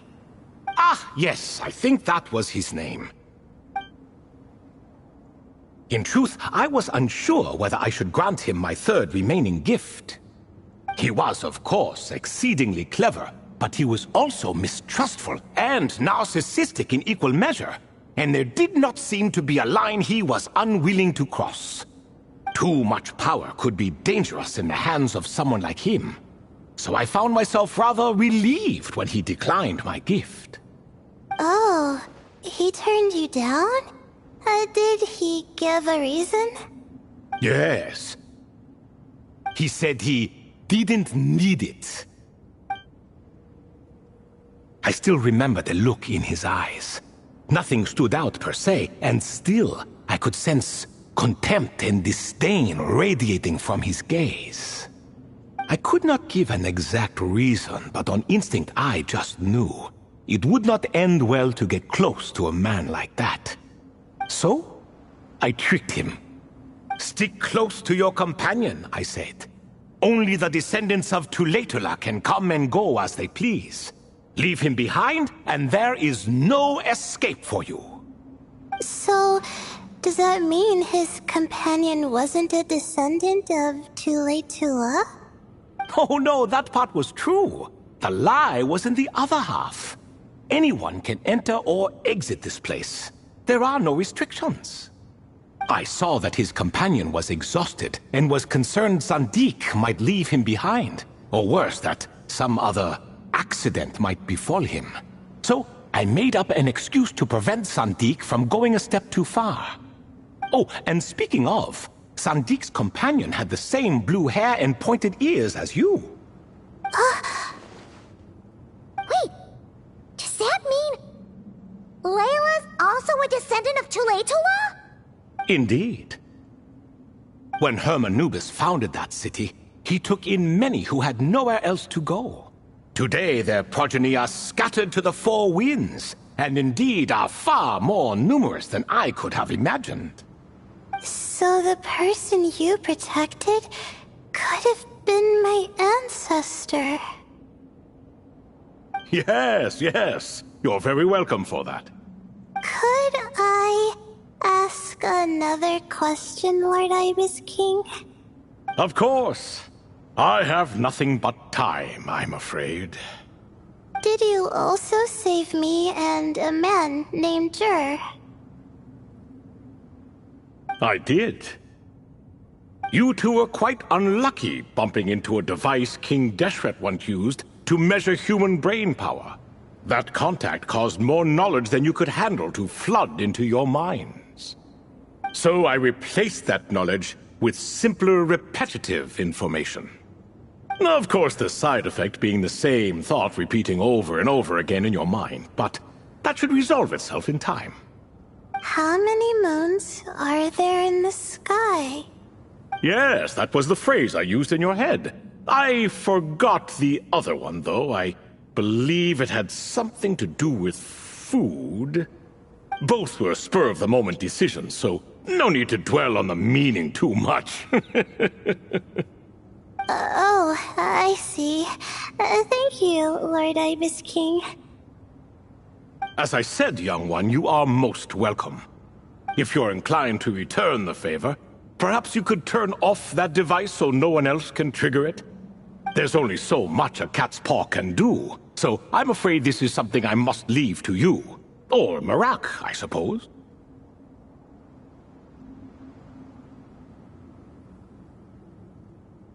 Oh, splendid! Another one bites the dust. Such is the fate of things here. Day by day, little by little, the remnants of ages past fade into obscurity. For that reason, the gifts of bygone eras, be they tied to your blood or technological in nature, are not to be revered. They are tools, nothing more. Disrespectful? I simply make the most of what I have. Besides, our king has been gone all these years. What good does it do to revere him now? Oh, are you talking to the Goat King again? No, Croco this time. He's pestering me for another game of chess. Says he wants to even the score. Wishful thinking, if you ask me. If we counted one push-up for every loss, he'd owe me 300,000 by now. Of course, that's just a rough estimate. I've never kept count. It appears that's something you like. Being someone unable to be defeated. I suppose so. All right then. Time for me to extend my winning streak, and for you all to head home.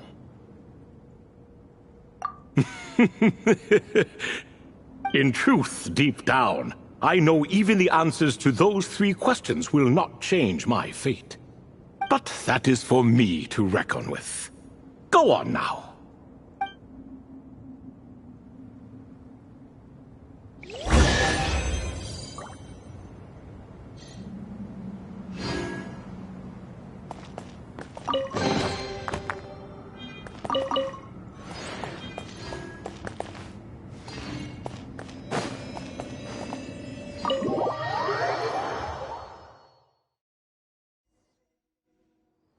Excuse me, do you even know what time it is?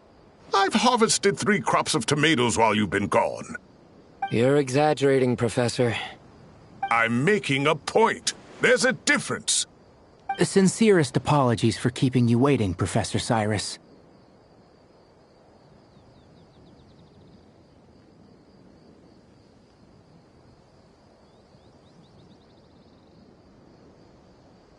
See, that's what I call manners. Now, are any of you hurt? Nope. It went way smoother than we expected, actually. I presume the investigation is complete then. Come, tell me all about it. Oh my, did you luck out? If you've read the work from the Vahumana Dashan, you would know that the Ibis King has, well, let's call it a mixed record. Perhaps he softened up a bit in his old age, and that's why he chose to help you. Or perhaps he just didn't have a good enough reason not to help us. See? Marak agrees. How do you even know that's what Marak meant? That could have just been a happy noise. In any case, there's a lot to be happy about. He figured out what happened to Layla and Jur, and there were some unexpected takeaways too. Yeah, I never expected to learn about my ancestry. I've always thought of myself as just an ordinary student. I never would have even considered something like that could be true. Come to think of it, our ancestors might even have been friends at some point. Huh? You're right. Maybe I should take a trip back home to see if I can find any records about that. Oh, I was just throwing that out there. I wouldn't want you to go to the trouble. It's fine. My advisor gave me a break, and I still have a few days left, so... Oh, wait. My study topic. I haven't made any progress at all. No. I need to focus on that instead.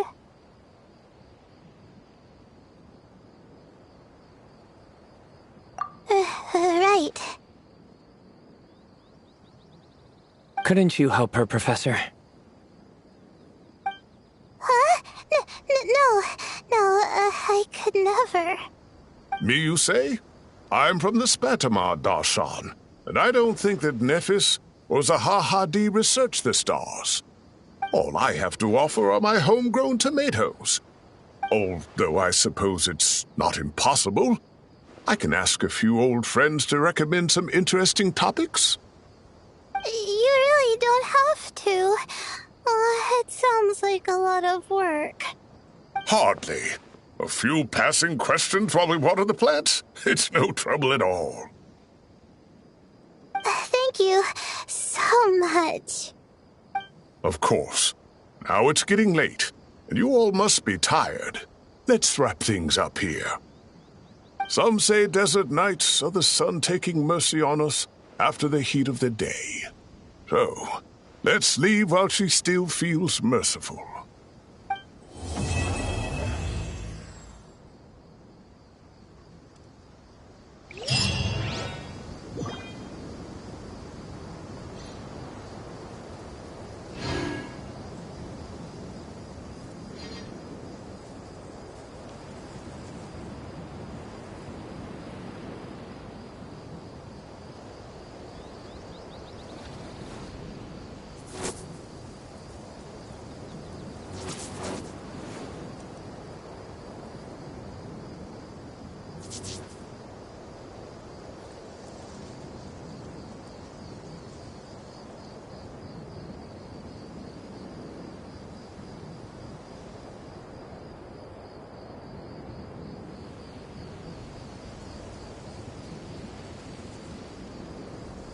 What could the children be up to?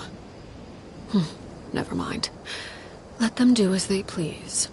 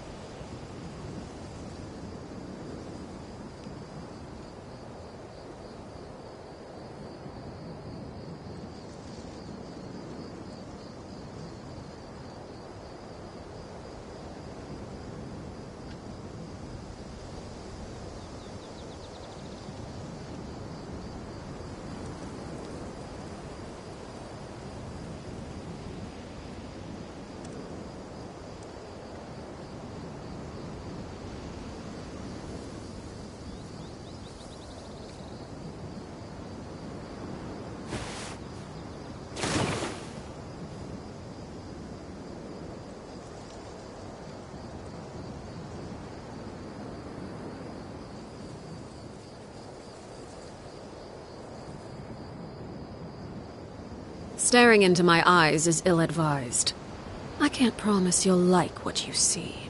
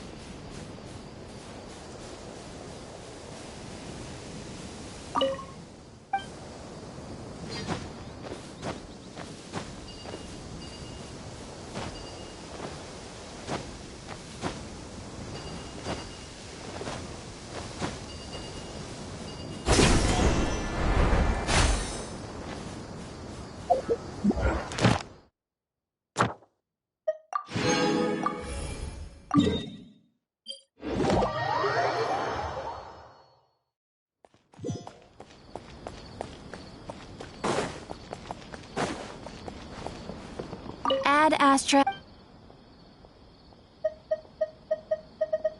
Thank you for complete.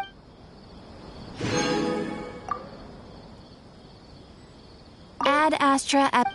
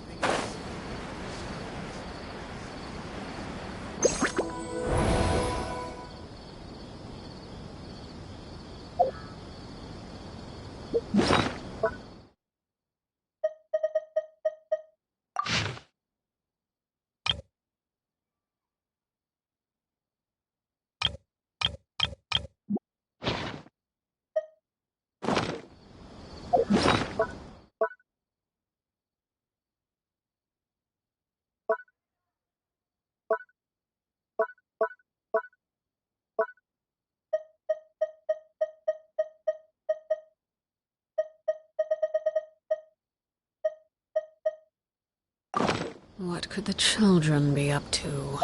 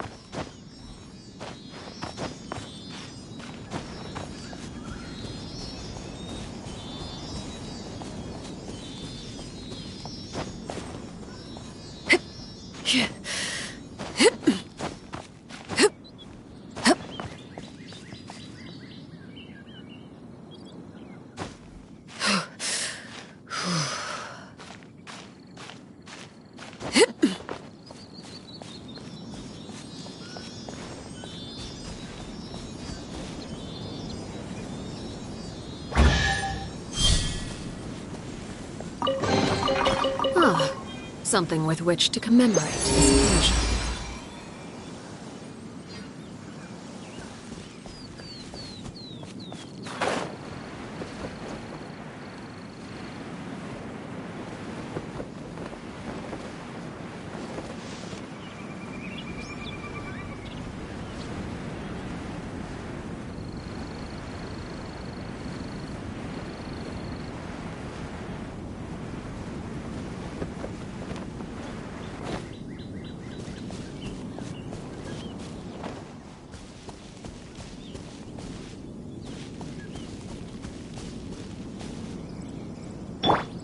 Installation chamber deployed. Flash attack! You're toast! At the right! Transfixed!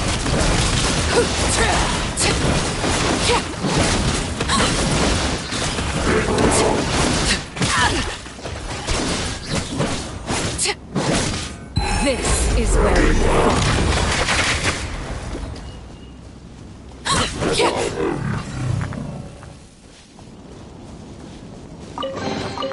What greater pleasure is there than the unexpected?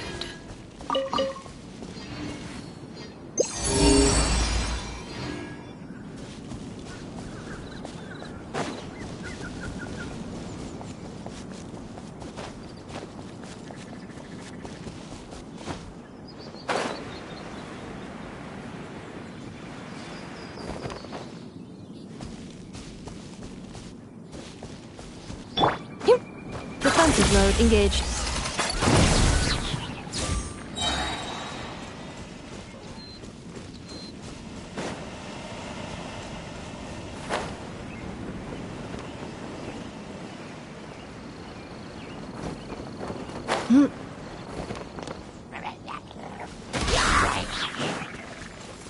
Cleanup sequence initiated.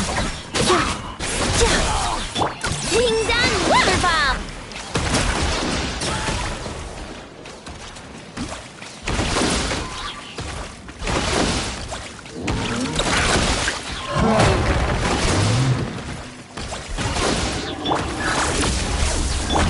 Laid bare.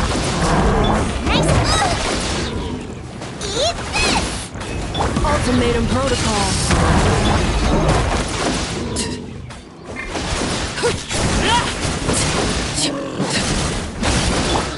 Look, a rainbow!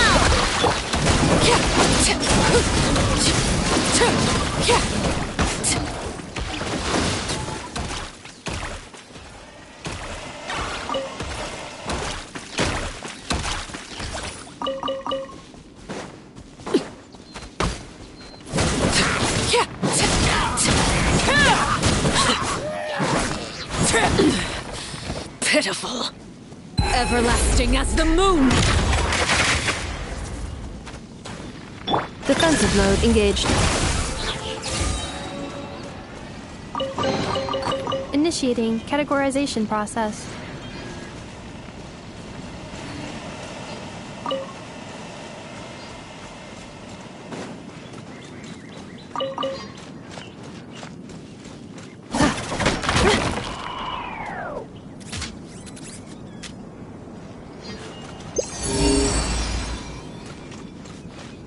Accelerating. New material discovered. Records updated.